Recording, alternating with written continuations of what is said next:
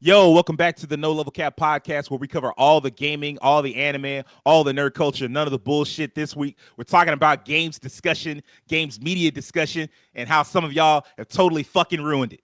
You fucking ruined it. It was great at one point. No, it wasn't. It was never really great, but it was all right. No, it wasn't, but it was decent. I don't know, man. Fuck it.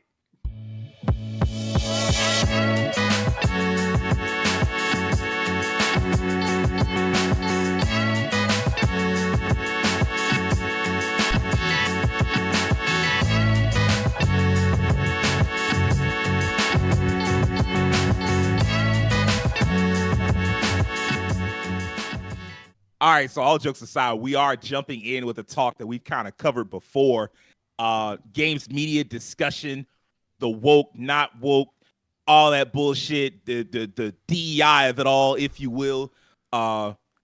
It's pissed me off so much recently that even though we've talked about it before, I'm like, we got to come back around for it. All this fucking right-wing grifting shit.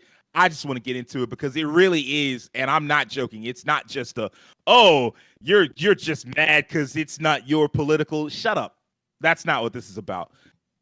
Not for the most part, at least. There are some things that this is affecting us all as gamers, and it's not like, it's just your stance on things. No, even if you try to take a centrist angle, if you will, it still fucking sucks. Because I think user scores might be fucked. I don't know. I want some other people's opinions. I haven't really talked to y'all. I gave y'all the questions in advance, but I haven't really gotten y'all's answers. This is how it usually works. So I'm kind of curious to see where y'all stand. Terrence, do you feel like user scores are helpful anymore? I think a key word for today is going to be discernment. Just because that's really the Elmo, the Sesame Street keyword of the day is discernment. Yeah. Just to bring some levity to things. But anyway, I don't know if Sesame Street would have discernment up there, but yeah. No, but I think user scores still have their value, but you really have to pay attention to know which ones to take seriously and which ones to just be like, you on some BS kind of thing. Like whenever you see someone using certain buzzwords, like I don't mean like cool buzzwords, but more like negative buzzwords, or just their review in general just seems very negative, and they don't give a straight-laced reason why they may dislike something, but more so it's like they're blaming it on other factors. Like, for example, like, this game is just another thing that has a bunch of DEI, it's woke, it's trying to obviously appeal to like certain demographics that I don't care about. Yeah, there you go. Yeah, it has an agenda. When you start hearing that kind of stuff being said, just go ahead and just tune that review out. Just because at that point, that person is so bitterly angry and frustrated with the product that they can't give like a proper review to tell you what is actually good about it and what is actually bad about it. And to be honest, that's not even just a video games thing. That's also like so many other things. Like even when it comes to restaurants, when you go to like Google or Yelp reviews, you'll see people who said like, I didn't like the way the waiter looked at me, 2 stars. And it's like, that isn't really helpful. Even like Amazon reviews, when people say like, well, this didn't fit me, so it's bad, 1 star. And it's like, that just did not tell me it wasn't helpful. So I don't think that user reviews are fully cooked. I just think that now more than ever, you really have to use your discernment to see which ones are worth listening to and which ones are just, they're on their BS when it comes down to it. So that's how I feel about it. I can understand why a lot of websites disable user reviews or give time for people to play the game before they allow user reviews to come in, because a lot of people just come in and say stuff without having even played the game at all.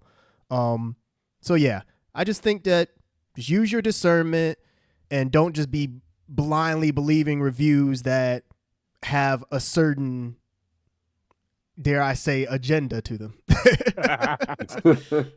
Fair enough. Rakeem.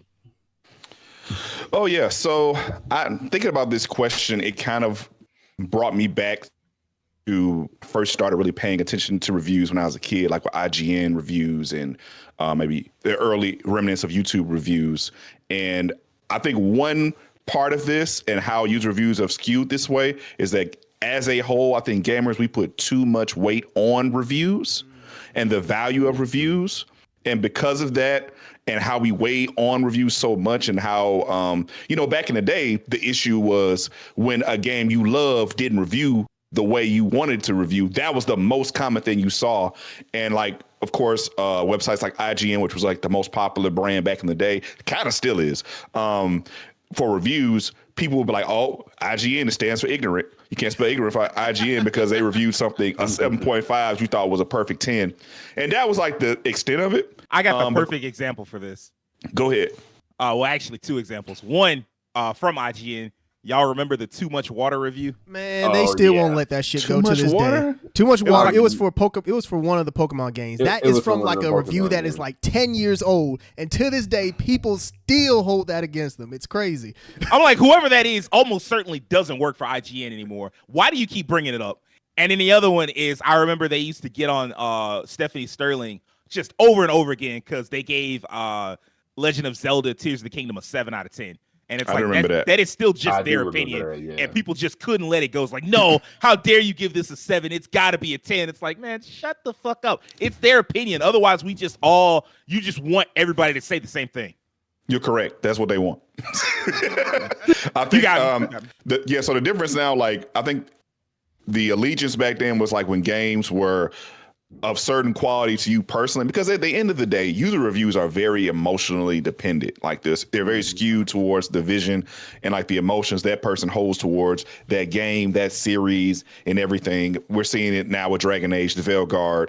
The old heads feel they don't like the changes to Dragon Age, the Veilguard compared to like the Origins days, which is still wild. We talked about this. It's like that was in 2009. 2010, and like they had 2 games between there. They never talk about those games. They only talk about Origins because I think they hold that at a certain level. One of them won Game of the Year.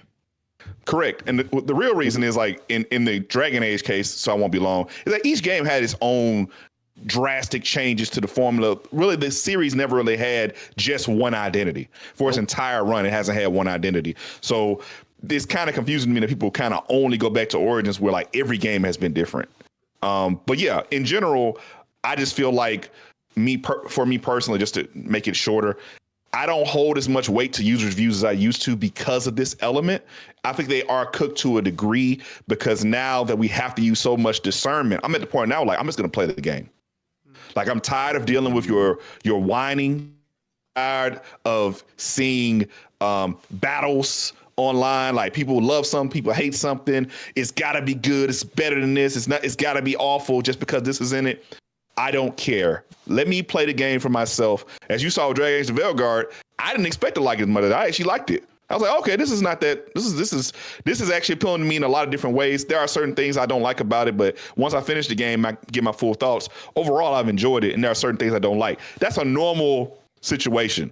We can't be normal anymore. There's no middle ground. There's no nuance. Like, there's no nuance or objectivity really, because you hate the changes or you hate the identity of these games so much now that you got to pile on them. But the problem they're thinking about is they're only thinking about themselves and not how much like it's like poisoning the well towards other gamers who are actually objectively want to look at the game from their perspective and see if they like it. But yeah, in general, I'm just kind of removing myself from the review discussions personally as much. I used to be super into them. I used to care a lot about what each person or each reviewer said. Now I don't care because like there are so many people who are like taking advantage of the anger and just piling onto it. It's killed my enjoyment of reviews in general. So yeah, I think reviews are kind of cooked, and for right now, until there's a semblance of like nuance and like people who like wake up and realize they're just being fed on for anger clicks, I'm just gonna play the games I want to play, and I'll discern what I want to, and that's what's gonna matter to me above all else. Yeah, good answer, Akeem. I respect that. Very good answer. Will. All right, so for me with user reviews, my thing is this, and Terrence has pretty much already said it. Word of the day is discernment, and I used to be the same way. I would read user reviews alongside reading those like quote unquote official reviews, reading the IGN, GameSpot, and all of that. I used to read those too to see what everyone was saying about these games before I pick them up. And some reviews, I was like, okay, I see what you're saying. Some people, I'm like, okay, whatever, right? But as time went on and we've gotten to this point here, it is definitely a case of I have to look at every single thing you're saying before I end up rolling my eyes into the back of my head and being like, okay, so you didn't play the game. I need you to get the fuck out of my face because you're not talking about nothing right now. You just mad for some reason. You centering this whole thing around you and your problem. I'm trying to see what people are talking about the game. I don't want to hear about your personal grievances. If you got that problem, take it up with your therapist, take it up with your local senator. I'd rather deal with the game. The game is what I'm worried about. I want to know about these mechanics, how this game runs. I want to know about the story. Talk to me about that. Do not tell me about why you didn't like XYZ character, why you didn't get this character instead of this. I don't want to hear that shit. That's your deal. Fine. Talk to your mama. Talk to your old, Vietnam War vet grandpappy. He can help you. So, I don't want to hear nothing about that. I don't want to hear nothing about your problems. Do I think user reviews are cooked? Not yet. Not yet, because there are people who do care about actually, talking about the game and getting their information and everything out there and telling people how they feel about the game as a whole, about the game. We still got these people here who want to just make everything about them. It's this whole individual, oh, I don't like this because it doesn't align with what I want. I don't want that. Why y'all got this game out here? Y'all shouldn't be making money off of this. It should be this. I don't want to hear that, no. So user reviews aren't cooked in my opinion. They aren't, but it's going to come to a point where it's going to slow down possibly, but it's also going to get a lot of people up in arms still. People who hadn't made it their business to know how to sit down and think about a game at the level that you're supposed to as the product itself. Because I sit down and I think about these games now and I want to put these types of videos and things out now. I want to think about that and I want to do it the right way. I have to learn to not let these people influence my train of thought and how I think about these things now. So yeah, user reviews aren't cooked. Like I said, not yet. And I don't think they will be for a while, but we definitely got those people out there who want to get those clicks. Like Keem said, they want to get those clicks because they know that it gets them the attention that they want. So it's a bunch of attention hungry people and a bunch of really angry people that just want to be seen and heard because they think that what they're saying is right. What is it? You just kind of, misery loves company, and people just want to kind of get their, their own little group of people and circle around them, affirming what they believe. Like if someone can agree with me, then I know I'm right. It's like confirmation bias. Yeah, there you go. That's exactly what I was looking for. That's exactly what I was looking for. Devin. All right. So my opinion on this is, I think it's multiple things. Like the grifting is one thing with people, like saying that this game is always using the term woke or whatever, this DEI this, whatever. But I think there's also an underlying thing that I've been seeing for a long time. And King mentioned it about like old reviews. I'm one that I used to look at like gaming magazines, and I actually used to feel like there was more weight to a lot of reviews like Game Pro back in the day, Electronic Gaming Monthly. You had IGN when it was still running. I felt like a lot of the reviews that I read, and once I played the game, they were actually accurate to what, the person might have said in their review. The problem nowadays is a lot of these companies, a lot of stuff is being like run by CEOs and they have their hands and dabblings and stuff. So this is where I'm coming from with this. And I think Will just mentioned it, like keep the game the game. So you're going to review something, more than like you need to play the game. That's the first thing. You can't review something if you haven't played it. Whatever your take on is watching somebody else's review or what you think about the game, you shouldn't review unless you played it at some extent. But my thing is people take advantage of the gullible and uninformed. And I'm going to give a few examples. So we've all mentioned, like, when you read these reviews about a game, take it with a grain of salt. I feel like that's the ideology that we must have going forward with reviews, period. Take it with a grain of salt. Whether somebody's saying it's negative or bad, you look at it with your own eyes. You watch a multitude of reviews and you kind of see where people are. So the most recent example, of course, is Veilguard. And I'm going to give two examples. This is something I've been seeing for a while. I'm like, man, this is, when you see stuff like this, it's like, okay, where are we going with this? Was somebody telling you to do this? So there's two reviews, critic reviews on Veilguard, and they're the exact word for word same thing. And the problem I have with this is, it's like, how did this happen? Two different reviewers with the same verbatim review. And it's weird because on here, when you look at the review on the site and you click on the full article, it's not even the same thing.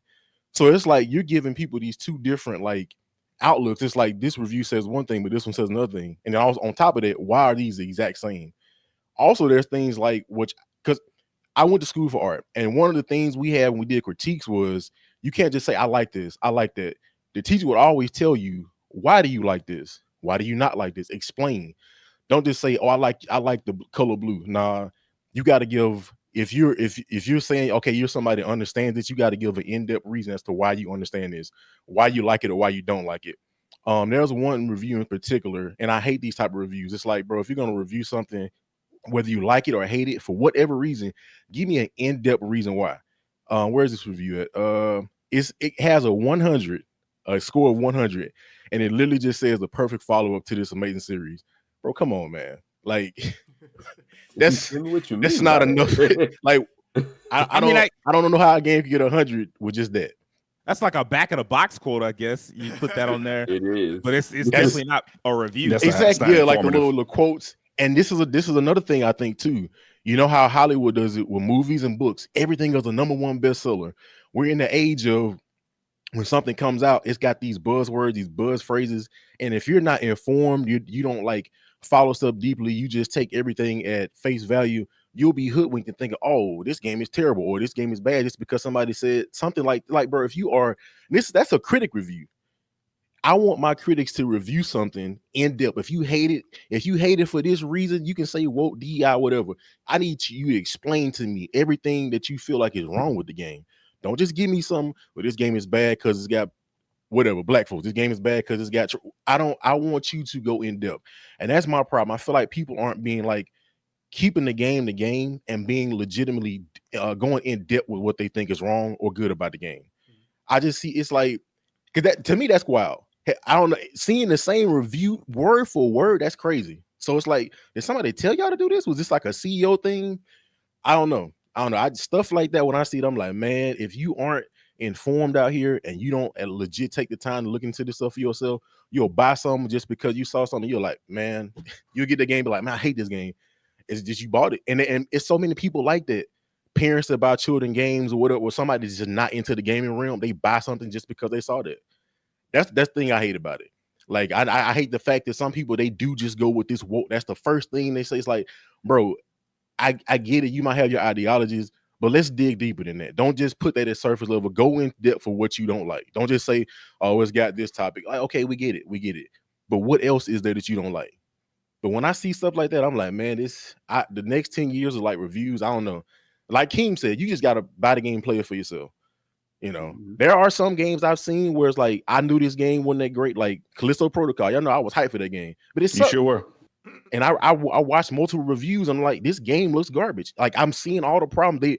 And the reviews I watched were thorough. I'm like, well, I'm not buying this. You know, so I don't know. I just want people to be thorough, critics especially, please. I will say this as far as like people talking about what CEOs will do or like what corporations will do more accurately. Corporations definitely have their agenda, but like don't underestimate just how weaselly they are. Because companies will take a single good line from a negative review and then place it on the back of a box. Movies do it all the time. Oh yeah. If it sounds good, they'll be like, hey, that's hey, they said this about it though. Like, hey man, like the actual review said your movie sucked or your game sucked. Yeah, but they said the graphics was great. Like, all right. You know what? I forgot one quick thing Say just made me remember. Also, reviews where it gets a high score, but everything in the review is negative. I'm like, what they do that at?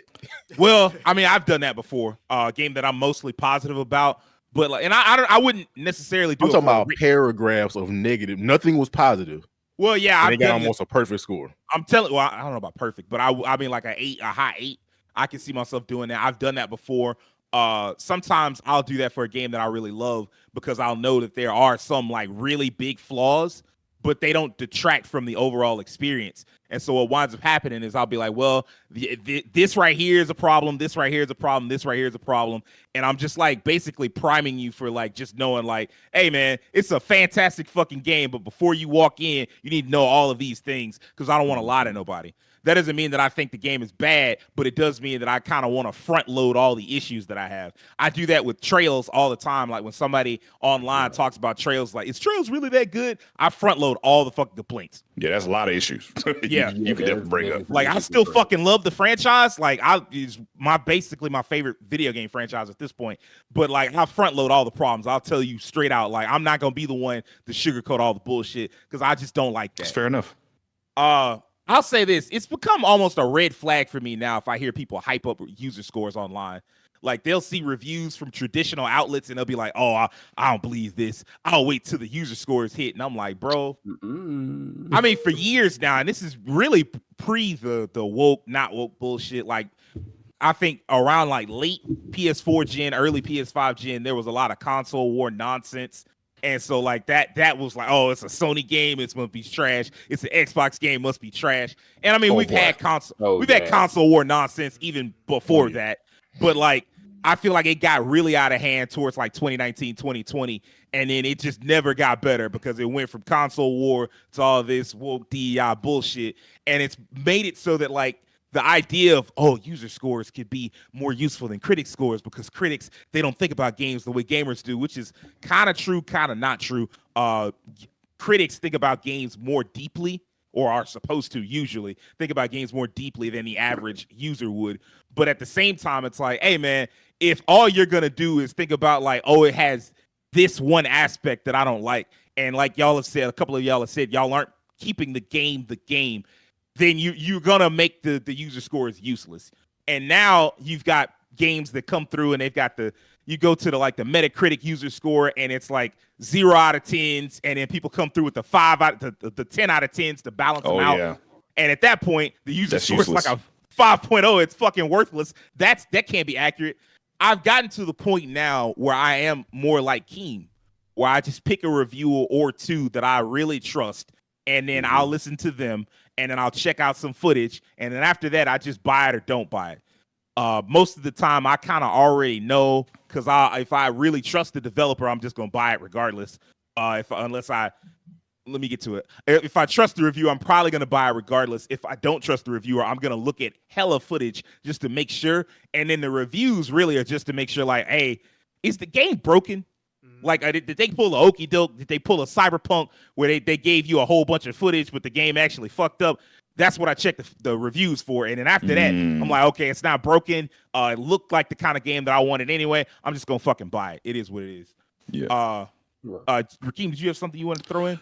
The only thing I was going to bring up is like, I get how this happened because like there was like many years where we had so many releases that were like big releases that turn out to be broken and buggy, and then gamers basically review bomb to show their frustration and like tell the game companies, hey man, we are not going to stand for this anymore, these conditions. The problem is when gamers get what they want and they see people pay attention to it, they keep doing it, and now they're doing it for every fucking game. This game isn't buggy or broken, but I don't like this, so now I'm going to review bomb it. Especially since you can like interact with those creators on social media now. It's easier than ever to let them know your frustrations. And that shit might have been a mistake. Like it probably was.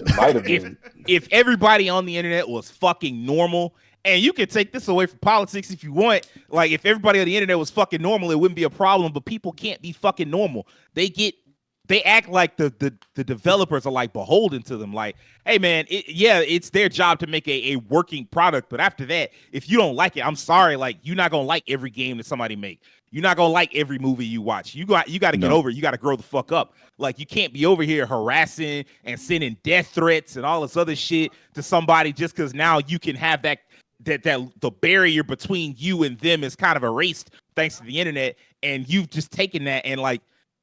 There are times where you get like what it's supposed to be, where like you can actually ask a developer or ask a creator, like, hey man, what were you thinking when you came up with this in this video game? And they'll give you an answer. Like I've seen that happen where they'll give you the answer and it becomes an insightful thing where you're like, dang, I never knew that. And that's really cool to learn. But then everybody else just Harada and like a lot of different creators, and then like somebody will come along and fuck it all up and be like, hey man, why you didn't do this and why you didn't do that, and see, this is what I don't like about you trash fucking developers. And they see enough of that harassment and they like, well, I'll just get off social media. And it's like, well, damn, you done fucked it all up for everybody else. You done hold us. Exactly. And I mean, like, once again, another case of like, that's how you ruin games media discussion or games discussion in general. So I guess the next question, since let's go ahead and pivot, because it's like half political, half political, half not political. But now, I mean, like, you know, it's been inescapable. We talked about this a couple of years ago, and it's just gotten worse. The woke, not woke. Oh my God, I hate this because it's woke bullshit. I feel like a lot of games have gotten into this lately and dragged it down. Has there been a game that you actually enjoyed that got dragged into that woke, not woke discussion? Terrence.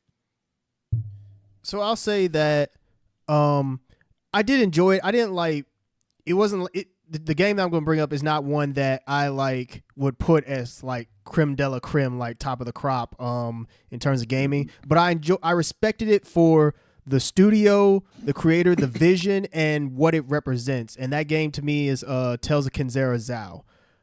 That came out earlier this year. It was made by Surgeon Studios, who's led by, hopefully I'm pronouncing his name right, is Abu Bakar Salim. I think that's right. Bakar Salim. Yeah, okay. You had to make sure I just phonetically sounded out there. But anyway, yeah, he pretty much made the game. The game is based around grief, and he made it based on like the passing of his father, and he kind of tailored the story around that. It features like African folklore, just a lot of like different African mythology, and it's a cool to see a game like that you don't normally see. Like, you don't see a game based around African mythology or folklore with predominantly African characters just in the game. Like, you don't normally see that. And my biggest problem with the issues around it is it's not like the greatest game ever. It came out to like 7 out of 10 scores, and honestly, I feel like that's a good score for it. I played it, and while it's a good game, it does have its flaws. Like, it's not like the greatest Metroidvania. The Prince of Persia game that came out earlier this year is definitely a better Metroidvania game than Tales of Kenzera. But like I said, that doesn't mean that it's bad at all. 7 out of 10 is not a bad score, which that's a discussion in of itself. A discussion by itself. Thinking that 7 out of 10 automatically makes something trash. That does not at all. But anyway, I hate the fact that this man made this game based on his grief. He took something that was sad and turned it into something powerful, and people dunked on it because it essentially just featured black people in it, and it had like no other like characters of any other race in it, because it's just African mythology and folklore. So it's just you're gonna have predominantly African people in it. It's like that makes total sense. And the game didn't have any kind of quote unquote agenda or political angle to it at all. It's strictly a game about dealing with grief and like the different stages of it. And people saw that it had black people in it, and they were just like, you know what? This game is woke. It has too much DEI. It's trash because of it. It's like nobody was really explaining why. Like, the reviews that actually took the time to explain like the mechanics of why it didn't quite work as like one of the greater Metroidvanias. It's like, that's the kind of stuff that you need, like Devin said, where you're focusing on the actual game. But then, yeah, when you get to the user scores, people are talking about like, oh, it's woke and everything. It was, Sweet Baby Inc., they helped out with it, which that's a whole other thing in and of itself. That is so stupid. I don't know why they keep trying to tell me about barbecue sauce, but I just want to talk about some video games, man. But probably my biggest problem with it is, this is an example of people telling us like, hey, don't be putting. People always make the argument about like turning white or characters of other races into black characters and saying like, you know what, go make your own stories, go make your own characters instead of like trying to make versions of ours. They say that make your own shit, make your own shit. And then we make our own shit, and they got something to say about that. Man, I tell you. Yeah, it's like people who said that about Miles Morales. What'd you say? Don't do it that way. They do it like this. I want you to go do this thing. Go do your own thing. But then when you do it, no, But I not didn't like tell you that. to do it Yeah, that don't way. do it like that. Exactly. It's like people have said that about Miles Morales, about so many other like comic book characters and other characters that have been race bent, and they say like, why don't you just make your own characters and make your own original stories? That's exactly what Tales of Kenzera Zao is. Like, there's nothing that's pulled from any existing characters or anything like that that's in the game. It's all original content outside of like, obviously the folklore and mythology and whatnot, but people still hate it anyway, and it just doesn't make sense. I would challenge anyone who says that they don't like that game because of DEI or woke nonsense. Explain it to me. Like, I'm gonna look at the camera and say this. Explain it to me. Explain to me what you mean by woke and what you mean by DEI. Like, this is just a game that a black person made out of their grief and tried to turn into something like a more positive and uplifting message. And outside of that, there's no kind of angle to it whatsoever. So you can have issue with the game mechanics or, like the way it plays and stuff like that. That's totally fine. I have my issues with that myself. Like I said, it's not a perfect game by any means, but Yeah, I played it too. I highly respect the creator and the studio and what they were trying to do and the vision.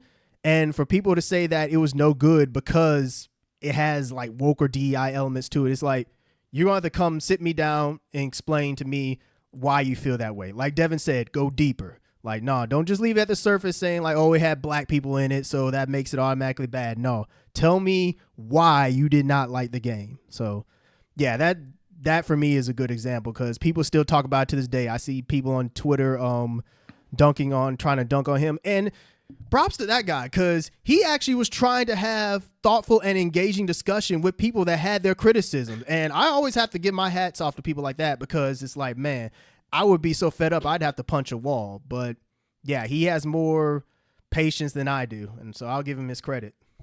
He's too kind, to be honest with you, because I've seen him He's talk. way too kind, far too kind. And I tell you what, he's a successful actor. He's recently been on House of Dragon. He did a great job at House of Dragon. Yeah, so he's Great doing his job. thing. So, hey, you can have your complaints about the game if you want, but he's going to continue on to be a success. So, props to him. They got a new game Agreed. coming out too. Yeah, that too. Well, they're working on a new they're game, working on a new one, yeah. but I mean, I don't think they've gotten the funding for it yet. Yeah, they're looking for a publisher. Yeah, so I hope they find it. It did sound interesting. It was like an Afro-futurist type RPG, like a CRPG. I thought that sounded really clever. One thing I saw like a reaction to that online that pissed me off because people were like, "Oh man, you keep going for all this niche stuff, and then you're gonna complain when you get shut down." And I'm like, if you don't shut your bitch ass up, like the first thing out of y'all mouth is y'all want people to try and create original ideas, but then suddenly when somebody does create an original idea, now you got something else to say. Like, goddamn, y'all just can't have it both ways. Like, I'm sorry, like if you expect these AAA studios to go out here and take these big risks, that's not what they're going to do. Mm-hmm. They want to make money. All they care about is making money. They want to make the most amount of money that they can fucking make. And then after that, like maybe you might get a slight bit of a new idea, like a slight like twist on an idea that you already seen. But like they're not about trying to take big risks. It's the smaller company. It's the AA studios and the indie studios that take the risks. And like we should all applaud that. I don't know what's wrong with people. Yeah. We keep saying we want more black-led studios. Hey, this is a black-led studio. I'm going to support them regardless of what happens. So there you go. Agreed. Will, what about you? Any games you love that got dragged into that woke, not woke? I kind of know that there is for you. I mean, there more than likely is, and I probably won't end up saying it simply for the fact that I don't necessarily have a game per se, but I do have like an issue. I know what you're thinking, like, damn, he ain't got one. But no, I mean, I thought you was gonna say Stellar Blade, to be honest with you. I mean, truthfully, I could say that, but I also have to add this in here too because it may as well encompass a lot. But it's this little thing on Steam that I kept seeing for like quite some time. And it was this group of people who made it their business to go out their way and be like, hey, it's got this woke DEI stuff in it. You don't need to buy these games. They basically made like a big do not buy list because of these insert problems, like you said, Terrence.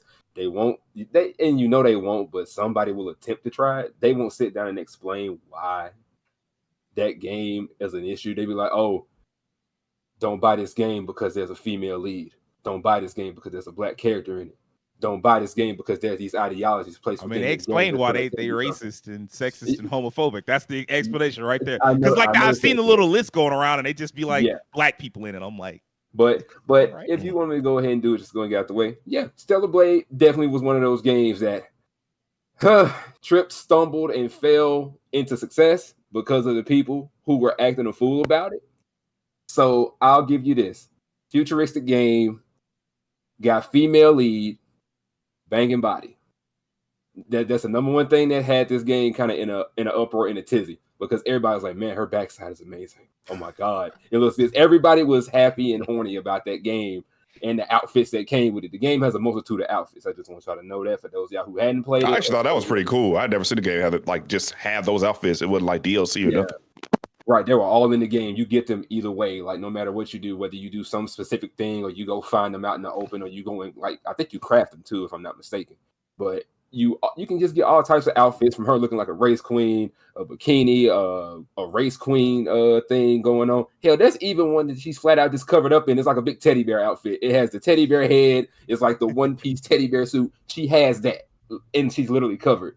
But everybody and their grandmama got mad at this game because, one, when we were seeing it, like there were like a lot more skin being shown. It was a lot of skin. It was a lot of skin in places in this game, and she jiggled everywhere. It was there. But then when the game kind of came out, guess what they did? They started putting patches of cloth in places, and everybody's erection went down.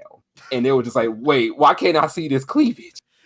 Why can't I see the lower part of her back? Why can't I see her belly button? And I'm just like, y'all can't be serious right now. It's just patches of cloth. You can see some of these same exact women on Twitter right now. I need my goon material in the game. No. Get on Twitter right now and just type in one of them keywords they use, and you can go down. Gooning. It's in the game. Don't do right EA now. Like that. Don't do EA. Gooning is in the game is wild, bro. I promise you. That's what they want. Gooning. Most people just want to play the game with one hand, or with one hand on the controller and one hand, you know where. That's hand on the joystick. One hand on the joystick and one hand on the Slim Jim. That's what they're trying to do. So I don't get it, man. I don't get it. And what's so bad is that it feels like Stellar Blade's little problems just kind of fell off the face of the earth after a while. Like people just kind of stopped talking about it. Like I don't hear much about it anymore. It's like every game now, to be honest. Like the controversy happens, the game comes out, 2 months later, we on to the next game. Yeah, we on to the next game that's got something that they don't like in it, or they don't have that woman kind of like, shaped like an hourglass. So it's really weird. But Stellar Blade is definitely one of those games that it came and went. It didn't stick around for very long. But there are still some people who are mad, and then there's also the matter of PC people who will make it their business to be like, yeah, once it come out on PC, buck ass naked. We cutting monsters in half, cheeks in the wind. That's definitely what they're gonna do. That's absolutely what's gonna happen. Does it make sense? No, but I mean, I'm not mad at it. That's the whole point of mods for the most part. There are some mods that piss me off, but that's not the nudity mod will never be one of them. I'm kind of like whatever. I'm waiting to see CJ from San Andreas and Stellar Blade. That's what I want to see. Because he's gonna be the first one every time. They put him in everything. Run up in your game like CJ from San Andreas. Man, Stellar Blade got hoed too because people couldn't stop being weird. Like if they had just let it come out, you would have gotten the think piece people, because of course you get those people anyway, and you would have gotten the complaints about like the skimpy clothing. But like most people would have just played it anyway on its own merits. But they got so weird about it that you had people who might have otherwise played it just not play it. Like Max. Max was like, I'm gonna play it, and then he saw how weird people got about it online and was like, never mind. I won't be playing this, and so he just kind of distanced himself from it. Yeah, I'm so mad about. I'm still mad about that to this day because I'm like, I want to see how he felt about the game. I'm like, I trust him, and I know he do crack jokes and shit because I know a lot of times he would crack jokes the whole time.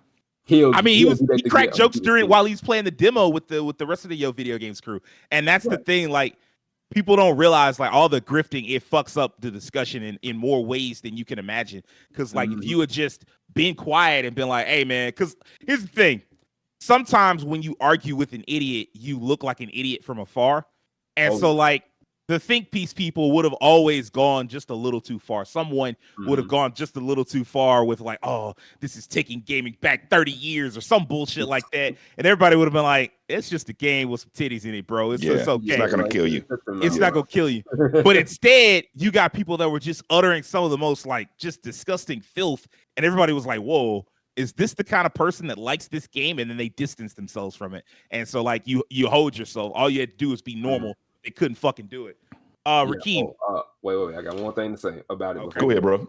With Stellar Blade, it was one of the first games I ever seen where people was just like, hey, when you get this game, disconnect your Ethernet cable from it, just play it. That was the first time I ever seen a game really kind of had that, because they were just like, if we can skip that patch on getting them patches of fiber and fabric put over the titties in the backside, we'll be fine. We can play this game the way we want to. Avoid the update, y'all. Don't update your game if you want to see everything in its full glory. I need somebody. If somebody thinks that way, I need them to really look deep within themselves and ask themselves, like, why do you feel that way? Like, please. that was the first time I ever seen. I forgot to mention that part because I remembered that clear as day. It's like, I want to see these titties. So I already told you why. Like they got hand firmly gripped on tip, joystick. Go ahead, Rakeem. Yeah, I guess with me, I'm basically forced to talk about Dragon Age Veilguard because I'm playing that currently, and that has been, I mean, I've never seen any, I ain't gonna say I've never seen anything like this, but just like how 50-50 split this is. The caveat I'll have to this is like, come from my perspective, I am a Dragon Age fan. I started with Origins. I remember playing Origins. It was like one of my funnest experiences on the 360 because I just got the 360. Dragon Age Origins came out, and I remember going online just to learn about the game, and then going to the website, and there was just so much back lore. Like they had so much like back lore. I was like, wow, this is a really well thought out world. They're taking this very seriously. I like the vibe of the game and enjoyed it. I didn't really end up playing Dragon Age too much, but I did play Inquisition. And now we're getting to Veilguard, and it's been a long journey from the original game. So I am a fan of this series, and friends of mine are fans of this series. So this does mean something to me to a degree.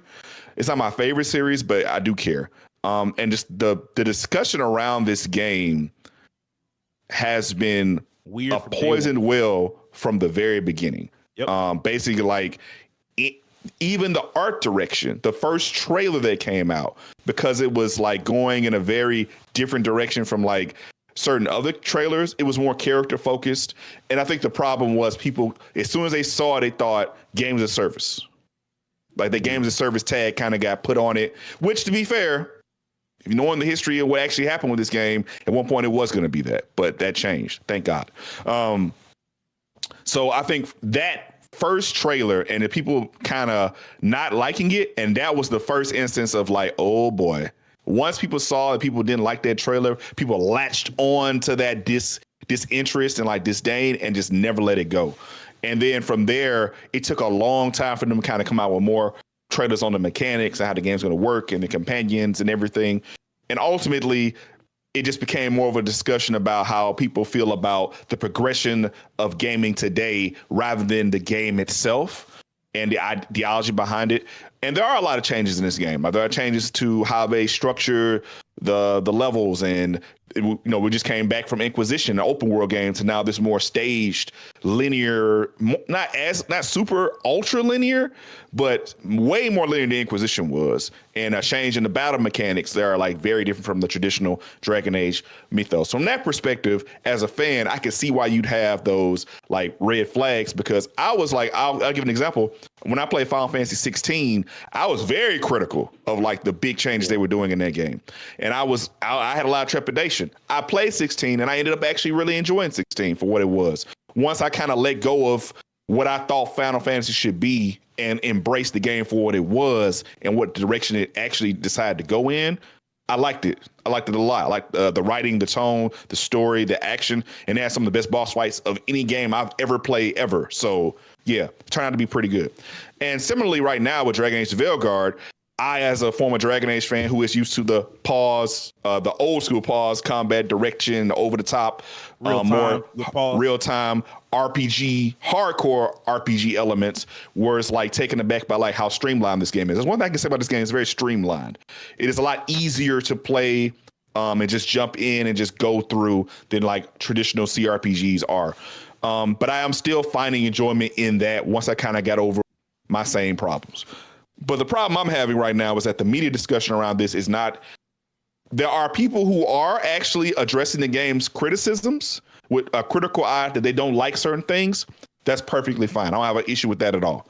I think it actually is healthy that we actually can still have a discussion about, hey, I like this area, but I don't like these characters this way. I think the development of these characters could be a little bit better. This battle system is cool, but maybe the deeper RPG mechanics might be better. That's perfectly fine.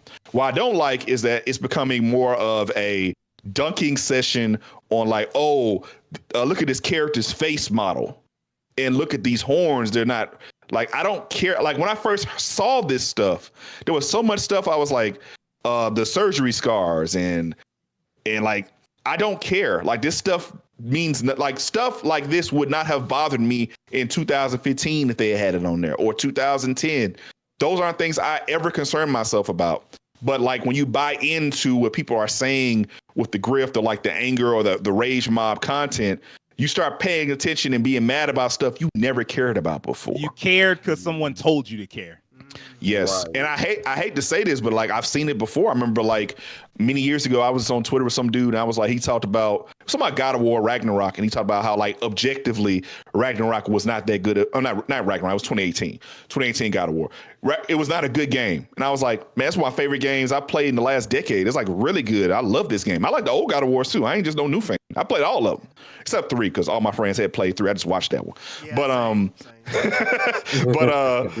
like I remember I had a discussion like, what do you mean by that? Like, what do you mean by objectively this is a bad game? Like, no, it's not. Like I played it, I enjoyed it. I think it has really good mechanics, really good writing. And he basically said, did you see such and such's review on it about how bad it is? I'm like, and then in the back of my mind, like, why the fuck would I care about what some YouTuber thinks about a video game that I'm going to play? Like legitimately, like hey, look, I like Dragon Age: The Veilguard. If you go out and play Dragon Age: The Veilguard and you don't like, you don't have to hold my opinion in reverence. I am not the authority on all things high level video game. There are things you're going to like about certain games that you like, and certain things I don't like. Right now, my best friend and another one of my friends hate Elden Ring. They played it and they hate the mechanics. It is one of my favorite games of all time. I loved it. I played the DLC.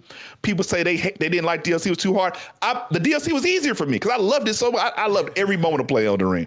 And I have people who I am really good friends with who absolutely hate the game. It's okay to have differences of opinion. You don't have to dunk on everything.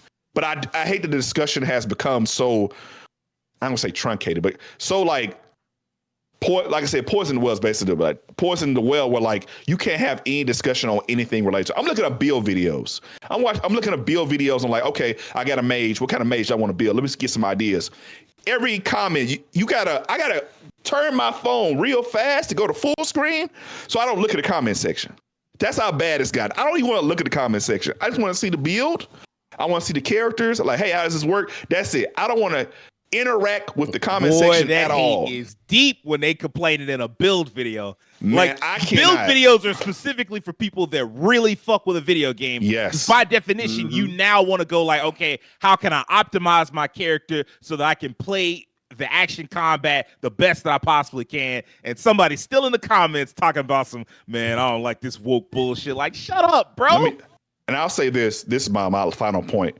When it comes to this situation, I wish the people who made videos in this content would like, hey, instead of dunking on one game for 3 months, why couldn't you talk about Enshrouded or Attaining Grail Avalon or Remnant 2 or like some of those games that like really seem to be reviewing very well on the up and or coming out on early access or like very well received. Those games need your attention. Even some of these indie projects. I saw this really cool game the other day. It was like a take on what's those old RPGs from back in the day. One of them was getting a remake. Dungeon Crawlers. like more like a indie take on like some old school like open worlds type RPGs. Okay. Those type of games need to be highlighted. Mirthwood, this cool survival game, which like that takes elements from Fable. Like that's a cool idea. You're dunking on one game for 3 months. It's a AAA game. There are so many other games you could be focusing on and putting your energy into that you can promote and actually come up with. I remember that's like some guys are like who be like, I don't like Dragon Age of the Veilguard. I'm gonna play Wayfinder. I like Wayfinder. Wayfinder just came out. That game turned out in 1.0 after the MMO thing didn't work out, unfortunately. Turned out to be pretty freaking good. Focus on those games, please. Stop dunking on one game for 6 months and put your energy into something you actually enjoy. And I promise you, that anger and stuff gonna start subsiding because you start just playing stuff you like. Oh, that's man, I didn't even consider that when I came up with this topic. But yeah, that is, you're wasting part of your life focusing so much energy on hatred when you could be doing something you love. I try to make that like a fundamental part of how I enjoy like any type of art or any type of media just in general. Just like, hey man, if I don't like it, I don't have time to sit here and focus on it. Like if I look at a game and I see, I'm like, oh, this not what I want. I nope out. Like I'm out. Like, all right, it's time for me to go focus on something I love. And like you shouted out Enshrouded, I dumped 50, 60 hours into Enshrouded. That game looks so cool. I can't wait to play it myself. I got to go back for it because what I played of it was just so much fun. Real quick, because we are up against a time barrier right now. The game that I love that I really enjoyed the Assassin's Creed RPG series, at least the first two. I loved Origins, I loved Odyssey, and I was super excited for Shadows.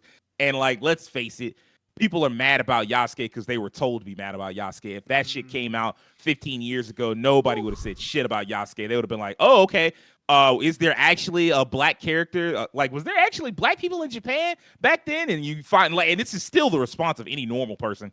Like, what? They put a black person in there? Like, oh yeah, no, this is a historical character. Oh, really? Oh, that's kind of dope. And it makes sense to like build around such an obvious, like such a different story that you just wouldn't expect. It's like, bro, no way that was real. And then like you can, of course, like Assassin's Creed has always had like fantastical elements, things that don't make sense. And so like, because I mean, like they made George Washington into like a supervillain. So I mean, like, there's only so much realism that you're gonna get from an Assassin's Creed game anyway. And in Odyssey, like you slayed like the fucking Cyclops and Medusa and Minotaur. And so like, all I need is just like a historical basis to work from, like a foundation. And then after that, you could do whatever you want.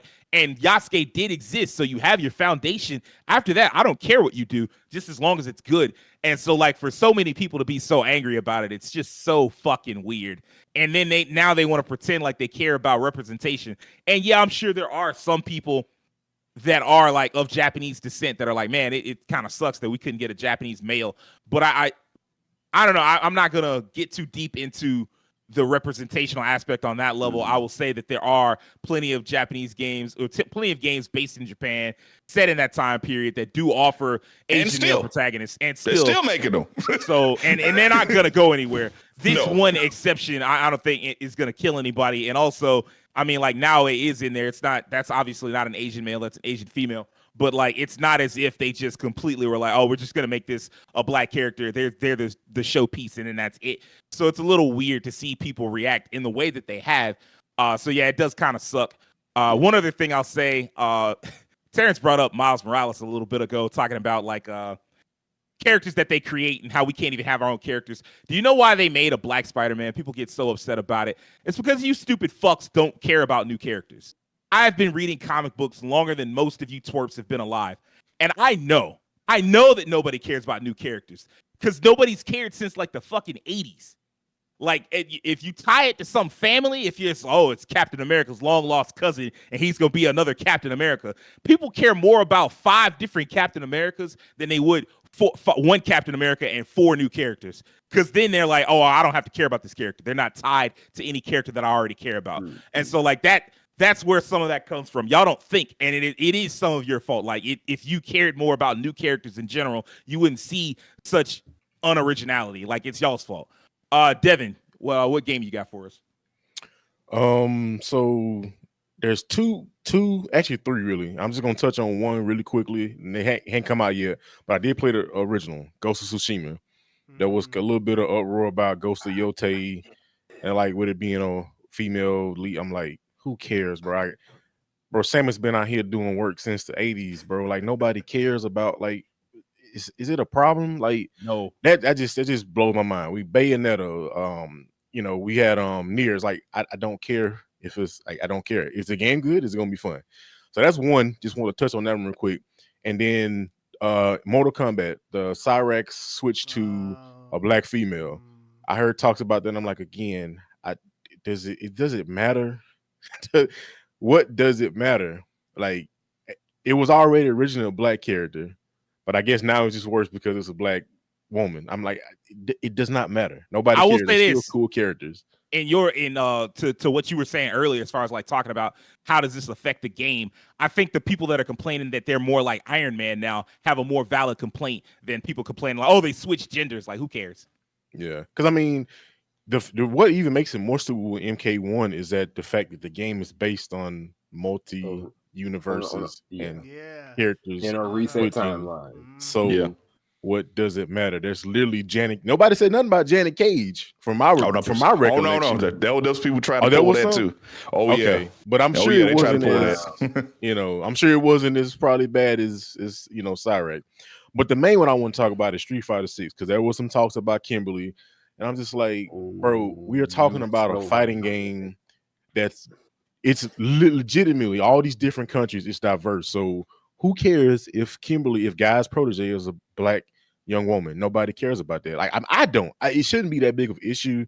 I know they were talking. It's just like I'm like, and again, like Terrence said, explain to me what's the problem. What's wrong with her? She got the long braids and what's wrong with it? Like, she's a cool character. Yeah. Guy's one of my favorite Street Fighter characters. And I was so dope to see, oh, dang, he has a protege.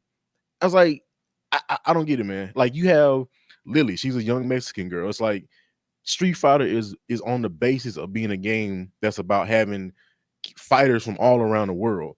So I just don't. So is everybody in Street Fighter just supposed to be either a Japanese man or a white man? It's called the World Warrior. Yeah. Damn it. It's like, is this just supposed to be Gal versus Ryu? That's all we want. Just Sonic Boom. In the 90s, it was. It was all Gal in the 90s. and Gal has been betrayed by a Frenchman. So it's like, you know, we did not care. With curly hair. Flesh geek. Oui. Sonic Boom. Sonic Boom. Talking about Jean-Claude? Yeah, actually, we should get a DLC outfit for Jean-Claude in Street Fighter. Well, he was in Mortal Kombat. They did get him. Well, they did in Mortal Kombat. I want the movie version of Gal in Street Fighter 6, man. when you do the perfect booms, I want to say Sonic Boom, Flesh geek. But anyway, I just thought that was crazy. I'm just like, bro, if it hurts you that bad and your day is ruined. Because it's like, man, look at Kimberly just sitting over there being black in my Street Fighter. Not my Street Fighter. It's like, come, bro, there's other problems to be concerned about than some young black flourishing ninja in a fighting game. I don't get it, man. We've already had DJ, we've had Balrog, DJ, and a lot of black characters in that series. We got Sean, Laura, Dudley, Elena. It's only a handful of them, but I don't know. I just thought that was the craziest thing to even bring that up as a topic of discussion about that game. So it's like, throw hands, man. Shut up and throw hands. Yeah, shut up, pick up the sticks and throw hands. Yeah, exactly. Shut your mouth. So I guess I do want to end this on kind of a positive note. Do y'all think there's any solution to this shit, to like grifting just dragging down games media? Because like some of this shit is very clearly not honest. Like there are so many creators that make games media content that are just clearly rage farming and looking for clicks. And there is some sign that some of this stuff is on its way out. Not with, some of recent world events, but that like at least within the games discussion, like, that one guy, was it Grums? He already getting cooked and getting tossed out. Like people are already like, I don't trust this dude. Like it's very clearly he's grifting, and that's some of his own audience now. It's just like, hey man, he's clearly grifting, and this is bullshit. Even if they're not turned around, they're turning around on him. So I just wonder, like, do y'all see any like way out of this, Rakeem? So the first one I had to think about this myself was like the obvious grifters. Probably, we can probably get them out of here pretty easily because you can tell when someone is looking like literally looking for reasons to dunk on something, even when their argument has no weight to it, can be proven false easily. My concern is more like the people who, when I watch them, I'm like, I don't know if this is a grift. I think this person is literally just delusional. Like this is who they are. Now that's hard. That's hard to fix. That's a different argument.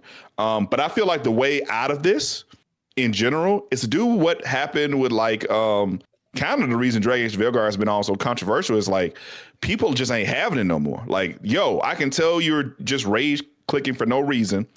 And now you've messed with the wrong franchise. You gonna mess with the wrong franchise. And you know what I'm talking about because they tried this Baldur's Gate 3 and act like we forgot. And it was a massive success. I remember people talking about, like sexual discourse and trying to remember stuff with the bear and all types of things. None of it worked. It was the most successful games ever. And now it's kind of like, which this game is more like Baldur's Gate. No, sir. I remember what you said 7 months ago. You said it. Nah. So that type of stuff, you have to call it out. And also, like, if you loved a franchise and I mean, you can fight for games. Don't fight for games that suck. If you did Suicide Squad, I'm sorry, it's trash. There's no way around it. I can't defend that. There's no one defending it. It's trash. There's nothing to fight for there. I'm sorry. No, I wouldn't go defend that. Don't say Suicide Squad. I don't care what diverse cast you put in it. The concept pissed me off. Fuck that game. Ain't no saving it. If the game is actually mechanically or just like, and it's hard to defend games that people just don't want, like Concord, like people just don't want that game right now. I think that's the problem. But if you have a franchise, you like what they're doing, and you can tell developers actually put a lot of work into it, and you play it and you enjoy it, and you see somebody being like, you can tell they're not honest in their criticisms. Like people are honest in their criticisms. Now I do have a problem when somebody gives a fair review and they criticize, I don't like something, and somebody just tries to bash them. Like that's BS. Just because somebody criticizes something you like fairly, you shouldn't bash them. If someone's coming up with like, hey man, this game trash because they got purple nipples, and I don't like purple nipples, and any game purple nipples is 0 out of 10, get them out of here. You can pack them up, get them out of here. Like, it's okay to fight back against that. But the way out of this is basically like you just gotta see it coming and like pay attention to who's like really profiting off of just hate clicks, and you'll know who they are because they're not gonna stop. The game's gonna keep coming out, and I'm gonna put out 10 videos on why this game sucks. And nobody in the audience is like, why are you on 10 videos in a game that you don't like and you don't want us to play? Because they're rage farming you. That's why. That's the only way out of it. And hopefully, like one day, I would say one of the audience picks up on it. But it seems like we're in the era people like rage clicks. They enjoy that stuff. They live off of it. They're feeding off of it. Like so I don't know about now. Yeah, so in that regard, I don't know. But the best way, in my opinion, just overall, you just gotta, if you enjoy something and you see it's not happening, just be honest. Like, hey, man, no, I can tell you're lying. Call them out on it, and just don't let it happen. Terrence. I'll be quick about mine. What it really comes down to right now is the algorithm. The algorithm promotes, you get paid essentially off of hate, disagreement, and divisiveness. And as long as people can get paid off that sort of thing, it's going to continue to happen, unfortunately. So really what it's going to come down to is how people engage with the algorithm. You can't let your algorithm trick you into watching content that's just going to make you angry and like betrayed by certain communities or something like that. You just can't. You can't let that stuff get into your head. And real quick, I'm gonna break the fourth wall again. Look directly in the camera. Like proof of this, of me talking about the algorithm, is if this video does better than most of our other videos. Like if you look at the view count right now, like maybe after like a couple of days or a week, this video goes up, and you see that the views and the likes or dislikes, whatever, is higher than any of our other more positive content or the normal content that we make. Like that shows that this is a problem right there. The fact that something like this kind of topic that's more divisive can bring people together more than stuff that's even more positive. Like it's just weird. So really what you're going to have to do is just be aware of how you engage with the algorithm. Don't let it let you slide into certain corners of the internet that you shouldn't. Just be careful to not get trapped in a bubble. And when I say a bubble, I don't even mean like necessarily like a negative bubble, but also just a bubble of just voices that you are comfortable with or listen to. You should be, listening to a wide range of content, but at the same time, like I said in the beginning, it comes down to discernment and just making sure that your algorithm isn't trapping you in just this heavy layer of anger and just an echo room of just people talking a bunch of noise about certain communities that's just negative and is going to have you just be a worse person. So yeah, just be mindful of your algorithm. That's all I'm going to say. All right, we got 3 minutes left. Will, what about you? What's your answer? Make it quick. I do think that this stuff gonna be out on the way, but it's gonna take it just a little bit of time because it's like Keem said, we see the people who are obviously just like we putting videos out left and right to talk bad about this thing, and sometimes those people haven't even got a chance to play a preview of the game or even so much as see the game even hit a shelf yet, and they already talking trash about it, and they played the demo for like 30 minutes and it's just like, yeah, this game is ass. I don't like it because it does this thing here, or I don't like this character because they left big toe bigger than they right one, you know what I'm saying? Stuff like that. So it's going to be a case of it's going to slide itself out bit by bit as long as people continue to call it out. And I also do agree with Keem on the fact that they're going to mess around against the wrong franchises. So I feel like sometimes it is on a franchise by franchise basis. So if you mess around and get the wrong franchise and the wrong fan base and you think you're going to talk trash about their game, they're going to slide you up out of here and let it be known, hey, this man don't mind. Send him to the graveyard. He's not coming back anytime soon because he don't know what he's talking about. So, yeah, that's what it's going to be. People going to get caught out, but it's also going to be those people that's going to kind of slide under the radar and just say stuff just to be saying it. They'll slide it in their talk, but they won't say it outright. So we'll have to just kind of catch those people as we see fit. There has been a little bit of that popped up in the Dragon Age Veilguard reviews because somebody brought up Sweet Baby Ray's for whatever reason, and people were like, hold on, bro, you work for a professional outlet, like what? And then like as soon as it was pointed out, they edited that same review, like the same website, just edit that review because it was just like, hey man, this is out of pocket. Devin, what you got for us? I just think people just be more informed. Form your own opinion on stuff when you play a game. Actually, take reviews and stuff with a grain of salt. Take what people say with a grain of salt, whether it's from YouTube creators, critics, user reviews, whatever it is. You form your own opinion on something that you see that comes out. If you like it, you try it out for yourself. And honestly, I feel like this is something that's extreme. It probably won't happen, but I mean, let's say developers went on the strike and just stopped making games. Like, whoop, y'all want to keep complaining about everything. There's no games to review, no games media. So now nobody gets no content to farm. So, whatever. So, if they were to choose to do something, that'd be a crazy timeline if like developers like, we just ain't making games no more. Whatever's out, y'all play that. That'd be wild. But they might. There's no game is these days. But yeah, my ultimate takeaway just be informed. Whatever videos you're watching, whatever like content or rumors or information comes out, just be informed, form your own opinion, and don't get caught up in the cycle of just everything that's happening when you see something like this happen. Real quick, I will say the thing that will probably be the end of like the super grifting, rage farming thing is the more normal people noticing it and calling it out. Like it's not gonna do much good for somebody like me that it's like, oh, well, you're clearly a leftist, blah blah blah. Like I can't help you. You're gonna look at me and be like, oh, he's on that side, so of course he doesn't like it. But when you start to see people that just don't have any kind of affiliation, go like, why are you making videos like this? Why do you create content like this? Like that right there is the end of it, because that's when everybody else is waking up out of the matrix and going like, nope. This isn't working for me. Like, this is bad content. This is not informative. It's not thinking about games critically. It's just trying to piss me off and keep me, mad so that I can keep watching your videos or buying your bullshit or complaining at games developers instead of just like focusing on the games that I like. That's really going to be the death knell of any type of grifting. How close we are to that, I don't know. I couldn't tell you. You'd think after 8 years, because like the grifting really started around like, I'm gonna say you could probably go further back than this, but Battlefield was it 1, the one that added the female soldiers and shit, and people were like so pissed about that. I feel like that was kind of like the birth or like the nascent beginning of it, and then after that it just built. But I do feel like it's starting to reach a crescendo, and now I think you'll start to see that calm down just a little bit as we shift forward to some new thing to complain about, I'm sure.